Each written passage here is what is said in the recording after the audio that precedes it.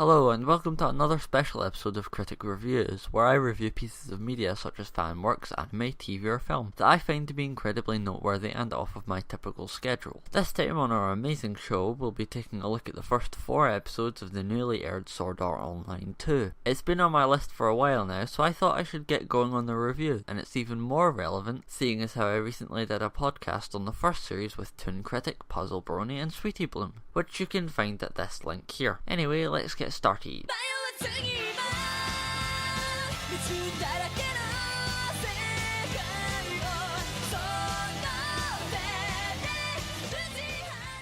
For those of you who have seen the first 4 episodes, skip to this point in the video while I explain what's happened so far to those who haven't.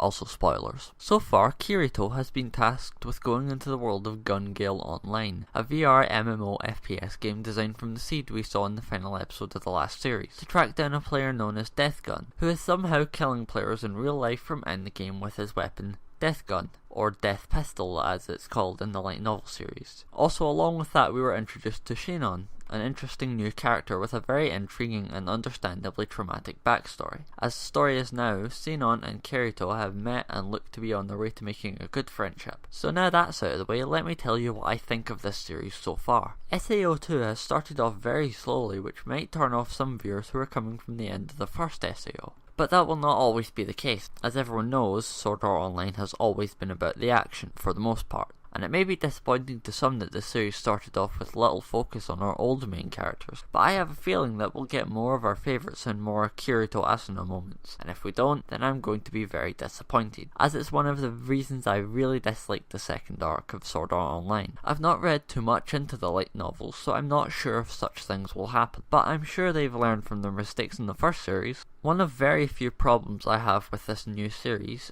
in the most recent episode we see a continuation of Kirito's amazing reaction speeds, by being able to clear a minigame in which he has to clear the distance between him and a Western Ranger.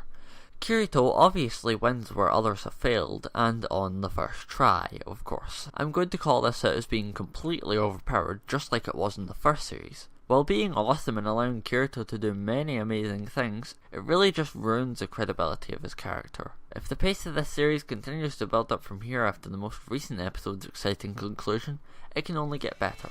Anyway, that's my review of the first 4 episodes of Sword Art Online 2. I'm the Ponyville Critic, thanks for watching.